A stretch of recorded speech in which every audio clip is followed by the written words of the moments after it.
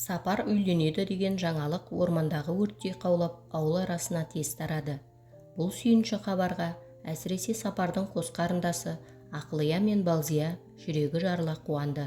Сапардың алғашқы алған әйелі Дананы аты жаман ауру меңдеп күресе алмаған күйі 3 баланы шиеттей жетім қалдырып, о дүниеге аттанып кеткен еді. Араға жылдар салып Сапар Шырай есімді келіншекпен танысады. Бұрын есік көрген әйел ер адамның бабын қалай тауып, көңілінен шығуды жақсы білетін. Бірнеше рет кездесіп жүріп, Сапар Шырайды ер жетіп қалған екі ұлымен бірге аламын деген шешімге келді. Екеуі бір-бірінің алғашқы некеден туған балаларын өгейсітпей, бөліп жармай, өз баламмен тең көремін деп уәделесіп, барлығы бірге тұратын боп келісті. Оларынан болатысы қызық той бір күнде өте шықты. Шырай ерзаты мен нұрзатын алып, Сапардың үйіне көшіп келді. Үйге кірген бетте бірден көзге түсетін төрде ілулі тұрған Дананың портреті Шырайдың жүрегін бір зырқ еткізді. Бірінші әйелін әлі ұмыта алмағаны ма деген арам ой сумаң етіп, суретті алғызып тастағысы кеп тұрды да, қайтыс болған адамнан қызғанудың жөні жоқ шығар деп сабырға келді. Келе сала заттарын жайғастырып, үйді мұнтаздай етіп тазалады. Тойдан кейін келімді-кетімді кісі көп болды. Шырай бар тәттісін сол қонақтардың алдына тосып, дастарханын жайнатып, Сапардың қас қабағын бағумен болды.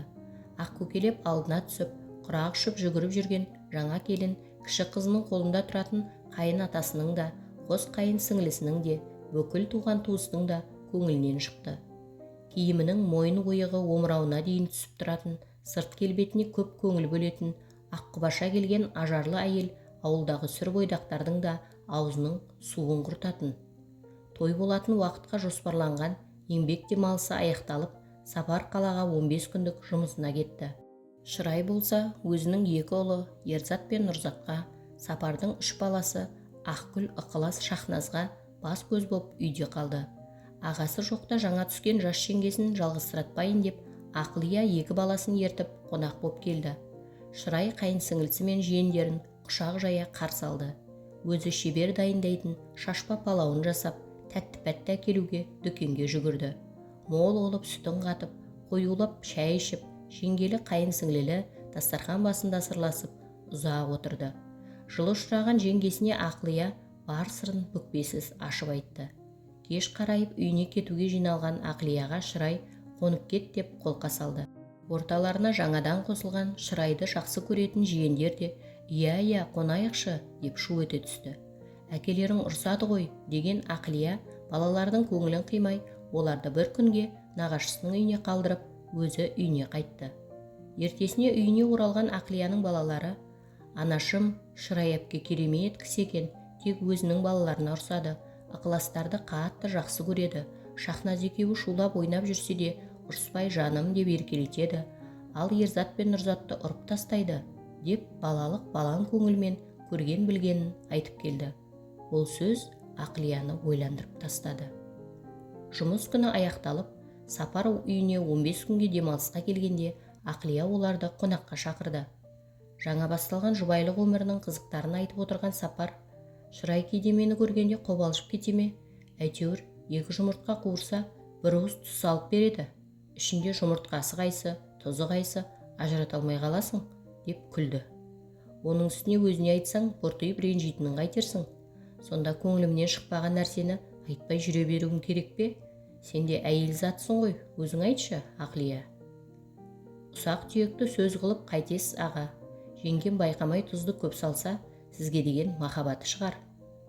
Осылай Сапар жұмысқа кеткен сайын Ақлия мен Балзия Шырайға кезек-кезек барып, бірде оны өздеріне қонаққа шақырып, сырлас, мұңдас боп жүрді. Бұл кезде Сапар жұмысқа шықпай, балалардың тәрбиесімен айналысып үйде отырған Шырайға ермек болсын, әрі бір тиынды екеу қылсақ артық етпес деп, үйінің жанынан азық-түлік дүкенін ашып берген еді. Дүкенді бір жасқа жетіп қалған екеуінің ортақ баласы Жаннұрдың есімімен атады. Сапар ауылға келгенде дүкенге керек жарағын өзі алып келеді. Ол қалаға жұмысқа кеткен кезде Шырай жанына Ықылас пен Шахназды ертіп, дүкенде таусылған азық-түлікті базардан үшеуі таситын. Бір күні Шырай Ақлияның үйіне келді. Өңі солғын, жаман хабар әкелген адамдай тұнжырап тұр.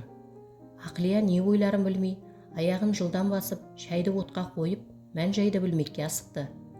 Азар болса ағам ренжіткен болар деген ойға келді.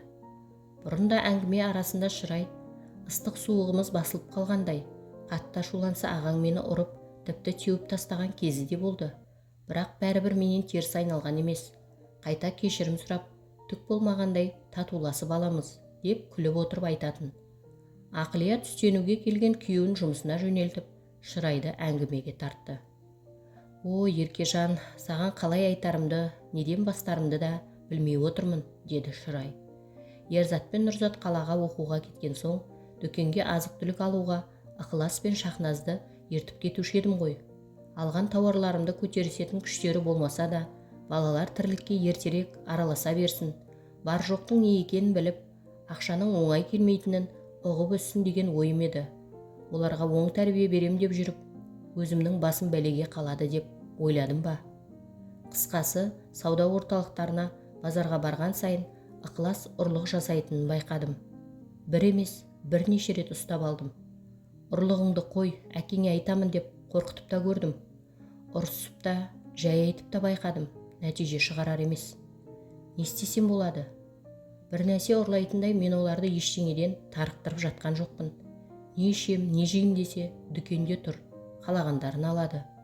Туған шешесін қолының сұғанағы болған деп естуші едім, қаны жібермейді екен. Әкесіне айтып жағдайды ушықтырмай тұрып, алдымен өзіңмен ақылдасайын дедім. Ақлия ағасының баласы туралы мұндай әңгіме естимін деп ойламаған. Отырған орнында қалшиды да қалды. Тіпті не дерімді білмеймін. Әкесіне айтпағаныңыз дұрыс болған. Жасөспірім кезге енді жетіп қалды. Ағам қандай жаза қолданарын кім білсін? Ықылас өзіне бірдеңе істеп қойып жүрмесін. Сізде қыспақ қалмай қоя тұрыңыз. Асықпай ойланып, ақылдасып шешейік, дейді Ақлия аздап өзіне өзі келген соң. Бір күні Ықылас Ақлияның үйіне алқынып жүгіріп жетіп келді. Білегінен қан тамшылап тұр екен.